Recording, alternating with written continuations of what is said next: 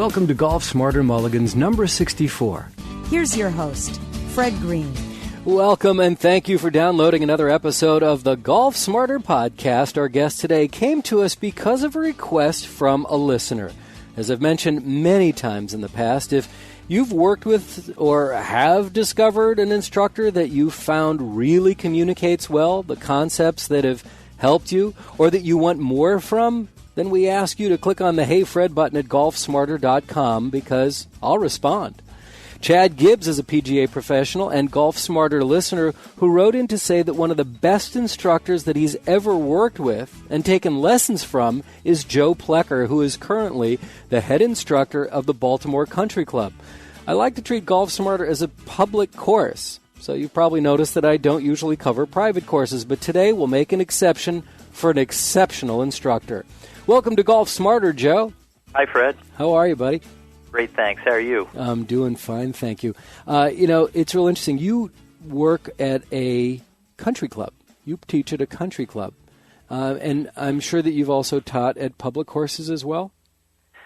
I have. Right now I'm at Baltimore Country Club, and I've been at learning centers. I've been at driving ranges.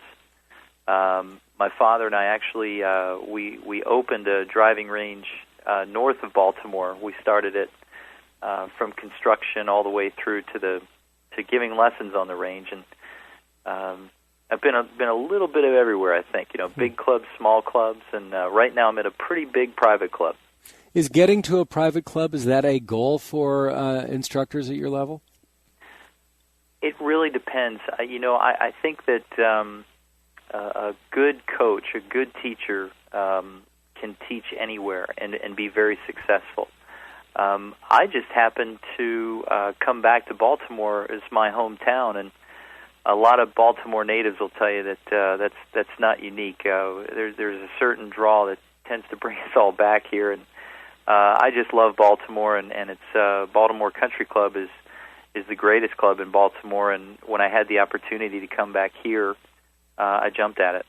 Oh, I would think so. This could be the last job of your life, right? You can be doing this for years, decades, and longer.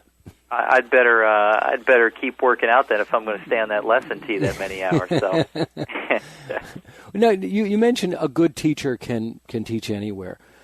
Define for me what a good teacher is, and how do we find one?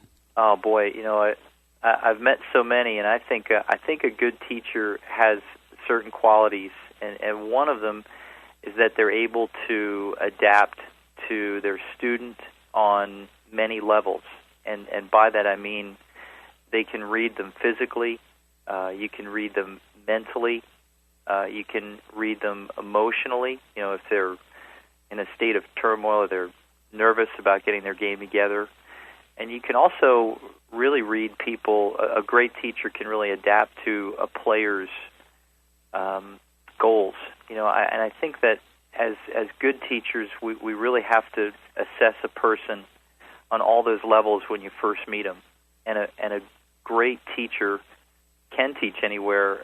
One of my good friends and a great teacher, Matt Cluck, up in Pennsylvania. He's at Mount Lebanon, and you probably wouldn't think of finding a world-class golf teacher at a public facility. And yet there he is, and he's busy all day. He's got people coming from all over town to see him. And I consider that to be a quality that a great teacher can teach anyone. And one of the stories I guess I go back to when I was a young man and started in golf, I went to go see a legendary pro in our section, and his name was Bill Strasbaugh, and he was the pro at Columbia Country Club. And I remember I went to see him, and his name was Coach. We all called him Coach. And I said, Coach, I think I want to get into teaching for a living. And he's a great teacher, and he's a great person. And he just stopped, and he looked at me, and he said, Joe, I think that'll be good for you. But he said, remember, keep your message low tech. Make sure that you're meeting people on their level, and you're making the game fun. And I think that's what a great teacher does. That's fabulous. And it eliminates one of my questions, because I always like to ask people, what's the best advice you've ever received as a golfer? And so let me ask you that. But before I ask you that, it's interesting what you were just talking about your communication skills, because the way I found you was a listener named Chad Gibbs had turned me on to you. And he's not just a listener, he's also a golf professional. And I want to play, I had a conversation with Chad and asking him why I should be interviewing Joe Plecker. And this is what he had to say. Well, I've known Joe for about 6 or 7 years, and a lot like very talented teachers, just seems to have a natural talent or an eye for what happens properly in the golf swing. You know, whether the person's 5'2", 160 pounds, or let's say 6'2", 190 pounds. It's just he has the ability to see what should go on properly, and he's very articulate in being able to relay those messages to the student. And let's talk about all golfers. You mean like 6'2", 250 pounds. Right. You're not the tall and lanky guy, but the guy who can barely get his arms around and has a sore back all the time. Well, that's the interesting thing. I talk to Joe a lot of times. We're real good friends, but I'll also ask him questions about the golf swing and see his opinion. A lot of times he'll say, you know, there is a quote-unquote biomechanical model. However, we all have different physiques, and bigger people or people with a barrel chest, they're going to have more arms in their swing because they're going to be trying to move the golf club in a different way than somebody who is more of the average build, let's say, who's able to turn quite a bit more. And that's where I think, let's say, Joe is very talented because he's able to see where the best possible golf swing for that golfer versus a methodology or a specific system, which I think a lot of good golfers or good golf instructors can get bogged down into. Excellent. So you're a fan of Joe's, huh? He's one golf instructor that I've worked with over the years that it really doesn't take too long. I mean, whether it's a swing tip or it's a postural thing, or even if it's a mental thing, you know, a lot of it's based on just his sense or his feel. And I think that a lot of people work at being a good golf instructor, and I think very few people are lucky enough to be gifted and have that come easily. So that's what Chad had to say about your teaching skills. Oh, it was very nice of Chad to say that. So now I want to get back to you, and I'm going to ask this. Not as an instructor, but as a golfer, what's the best advice you've ever received? Boy, as a golfer, I think that some advice I still give out to players is one at a time. You know, a lot of times the round of golf, we can want to fast forward it or rewind it, but taking your time and actually playing each shot one at a time is still some of the best play advice that I've been given. It seems like swing thoughts or swing tips, they might change. They might be different year to year and almost day to day, but playing the game one at a time has always been some pretty good advice for me.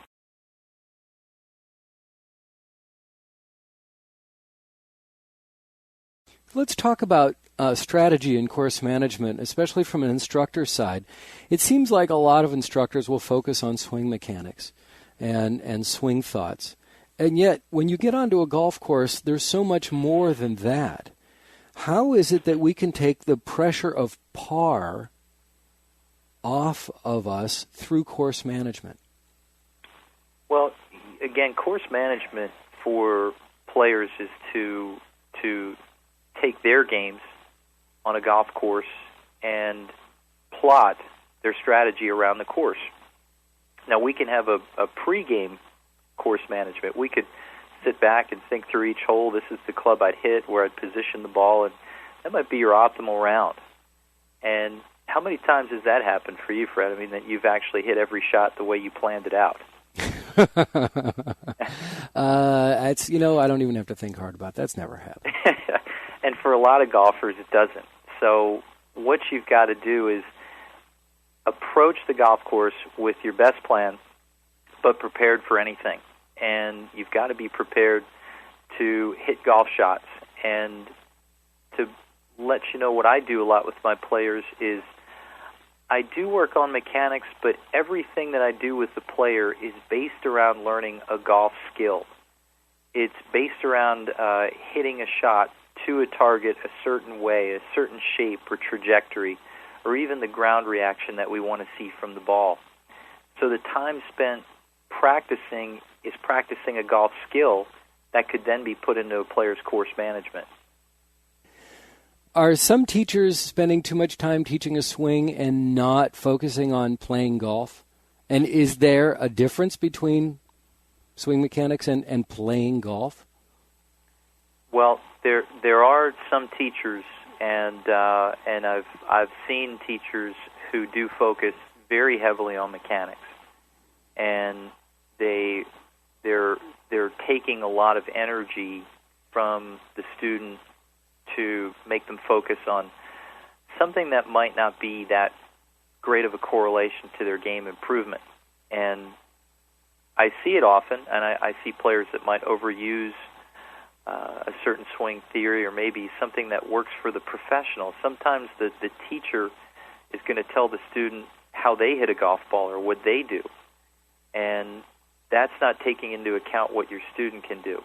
So the mechanics can be overdone for a lot of students, and I really think that I use a multiple approach system to show players visually. We use video.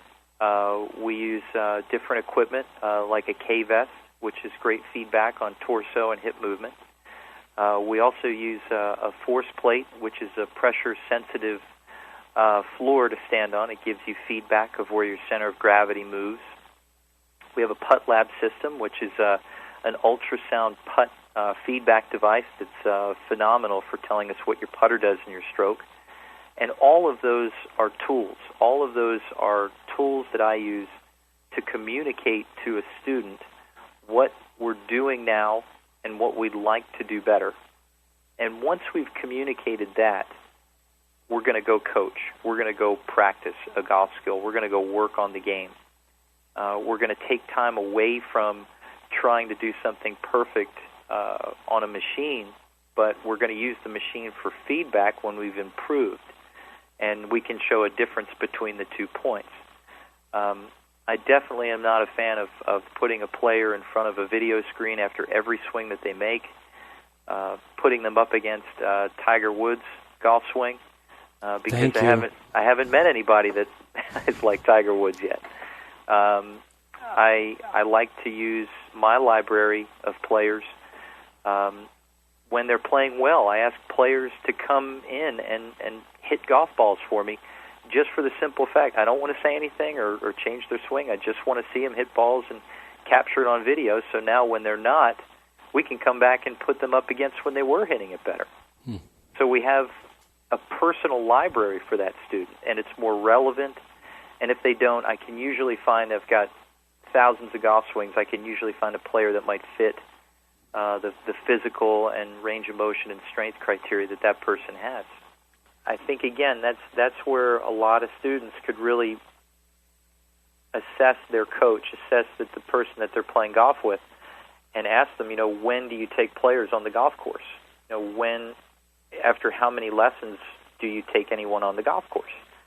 And if the coach says, I don't, I really don't do that, you might want to find somebody who's going to say, yeah, we're going to practice a few times, and then, yeah, I'd love to take you on the golf course. Or, you know what, I'd love to start on the golf course, and then I can go back to the lesson tee with you and really talk about how to help your game.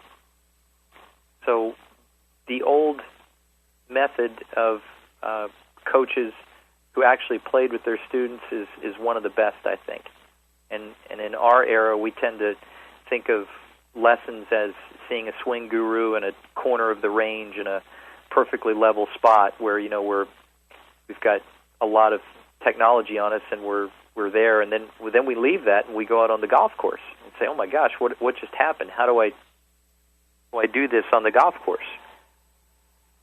But I would tell you that most good players now I spend a lot of time on the course with. And when you say most good players, you're talking probably single-digit handicap, maybe up to a 15? Right? Those are the people you'll go out on the course with?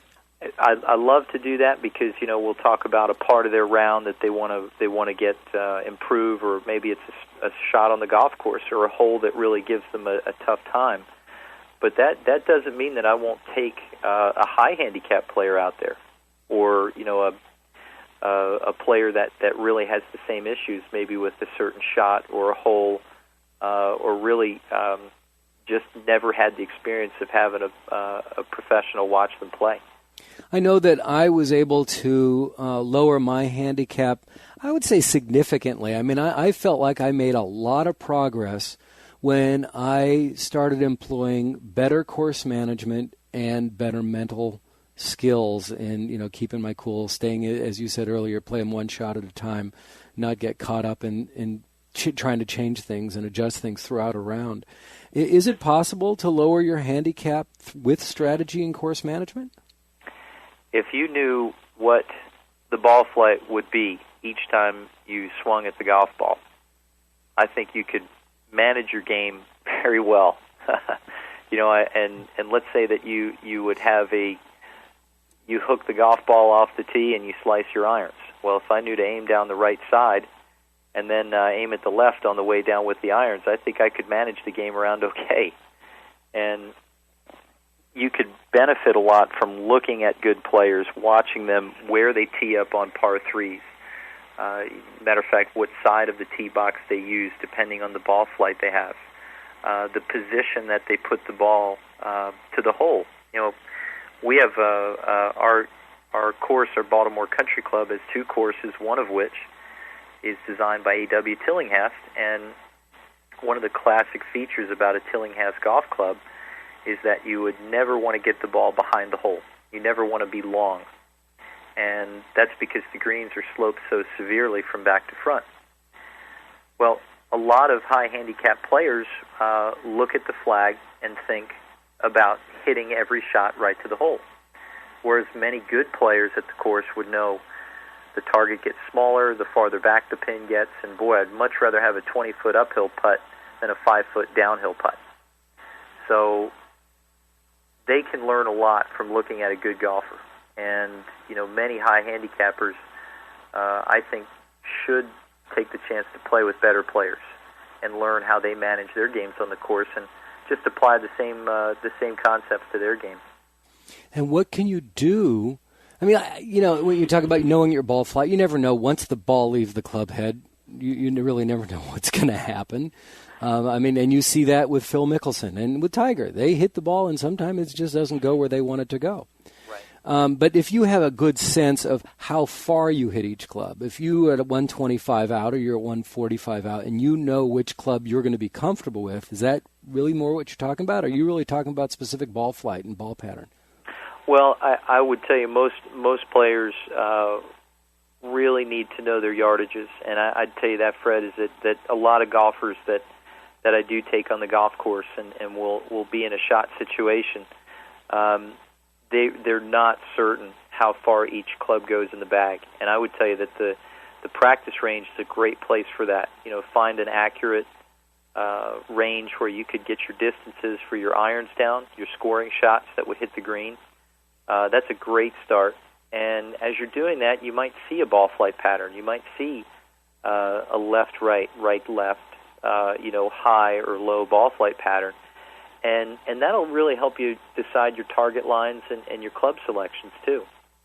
And I always stress, for players when they practice, I like them to watch three things. I like them to watch the distance that the ball travels. I like them to watch the trajectory that the ball travels. And I also like them to watch what the ball did on the ground, what we call the ground reaction. And that's a great skill to take to the golf course, just having a better idea of all of your distances and what the ball's going to do both in the air and on the ground. Excellent advice.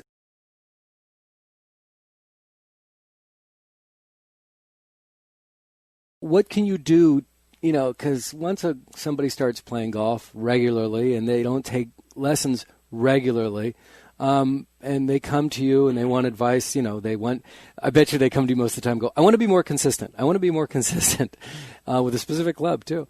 What do you do to break golfers' ingrained habits? How can you do that? And especially they'll take 3 or 6 lessons from you and they go on their merry way and all of a sudden they start falling back into habits. What kind of advice can you give us on how to break these habits? Well, that's a great question, and that's probably when I first meet a student. I like to ask them what I can help them with, and that word comes up an awful lot: consistency. And my response to that is, in what way? What would you like to do to be more consistent? It could be hitting the ball in play off the tee, putting, lowering putting, or being more consistent in a certain part of the game. And that helps us to know where to go, where to help that player. But a player that might not take a consistent amount of golf lessons, they're going to have a little harder time because they don't have that other set of eyes on them. And I think golf is so tough for a lot of players because they wear the hat of player and coach at the same time. And I'm a player too. And, I have a coach, and I need someone to take that burden off of me because I can't see myself when I'm in a golf posture looking at the golf ball and wondering where my swing went or what I did. And it's very difficult to self-analyze in this game. And I'd recommend if somebody really wanted to improve that you could break up a lot of those lessons and maybe have 1 or 2 longer sessions in the early part of the year, something to really get you started. But then take the rest of the money or your budget that you have too and maybe make some smaller segments of lessons. Maybe take see if your pro would help you with maybe 15 or 30 minutes just to take a quick look, help you with some of the small things, the recurrent things in your game, and give you some current thoughts and some good things that'll keep you lasting longer through the season. Many players might jump in with both feet early, and I need 2 lessons a week. Let's do it. I'm going to be here for the whole month, and then I don't see him again for another 4 months. Say, gosh, I'm right back where I started. And sometimes I like to stretch that out a little bit. Maybe not make it as intense as we go longer, but just a chance for me to take that burden off of the player for them not to be the coach as well as the player. I think that's one of the issues that comes up with golf academies or golf schools, is you have this intense instruction over a 2, 3, 4 day period, and then you leave, and you have no one to go back to say, yeah, I'm falling back into bad patterns. I couldn't agree more. And, I have a lot of members who will go away and take a golf school, and on return, they are playing great, and they're just really enjoying it. But that wears off a little bit as we change, and we might not get to practice the same way, or again have those other eyes on us too that are directing us. We fall back into some old habits, and then the player's back close to where they started. But I do see that a lot, and I'm sure many directors of golf schools who would listen to this would say, well, we help a lot of people and they leave very happy, and I do not disagree with that at all. I just know the approach for my members and my guests that I teach is a consistency, and we keep current with each other, and we stay in touch. Excellent. That's emails, phone calls. I mean, I haven't gotten a midnight cell phone call for a lesson yet, but I've had some pretty early ones too. Well, you get call. Never mind. So, so with all the people that you've worked with over the years, and then you have those that come to you who've had lessons from other instructors, and there's no reason to name names or what style that they have, but from your experience, what have you found that traditional aspects of instruction ends up being damaging to golfers that you have to correct? You mean, Fred, some of the things that have been, let's say, taken for granted in teaching, or maybe that have been passed on and on? I think passed on and on. I think that other teachers put into to some golfers, and then they take their own interpretation of it, and they go out and play for months, and they come to you going, "I need a new teacher," or and it's like you look at what they're doing, and you find out what they've learned, and you said, "You know what? Maybe this has been a problem for you, and you shouldn't be doing this." Yeah, and that might be more the case. I think when the player physically could not do what the other teacher was asking them to do. And one of the things that I really warn a lot of other coaches is that don't ever ask a player to do something that they physically can't do, because they will run from golf. They will quit faster than you can believe. And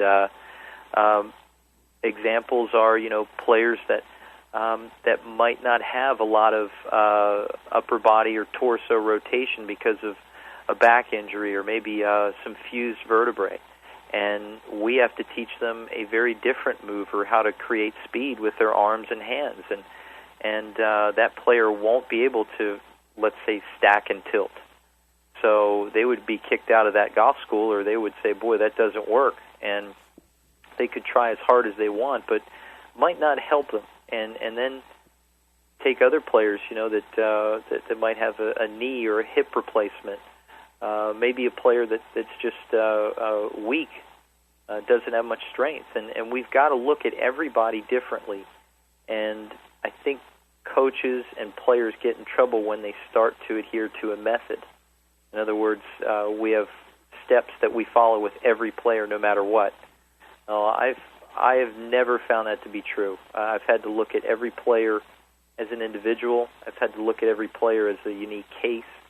And I think that's what makes it exciting. That's what makes it fun to go in and do every day. That's awesome.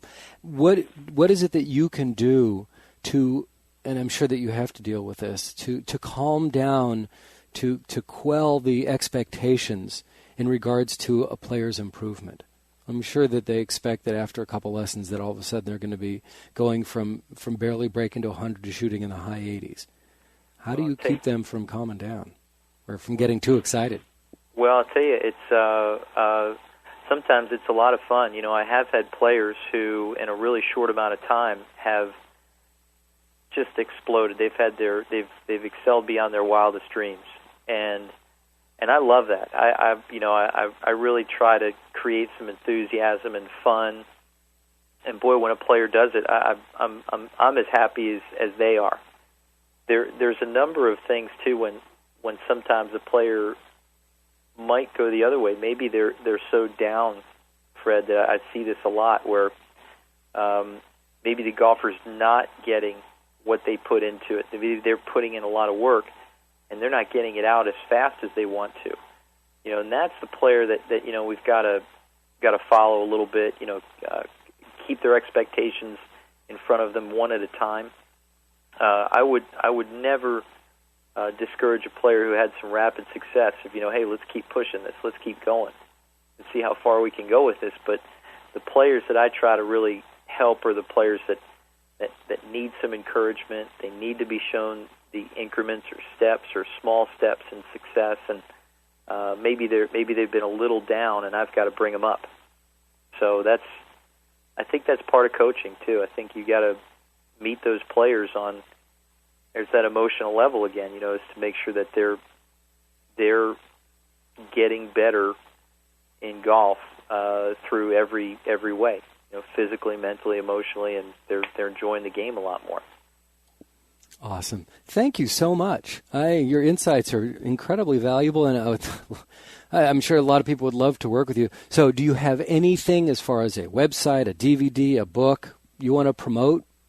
Well, I tell you what, I would just let all your listeners know that I was just featured in the PGA's Improve Your Game DVD instruction series. Oh, congratulations. Thank you. Yeah, I did bunker segments, and I was listed on their third DVD in their series, and I did a bunkers and all types of lies and shots, and it was a lot of fun, and it's great. I saw the finished product last week, and very exciting to be a part of.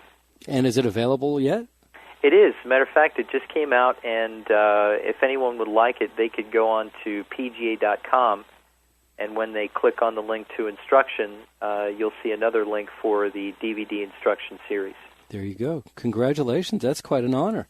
Joe Plecker, the Director of Instruction for the Baltimore Country Club, we really appreciate your time. Enjoyed speaking to you. Thanks so much. Thanks, Fred. I did too.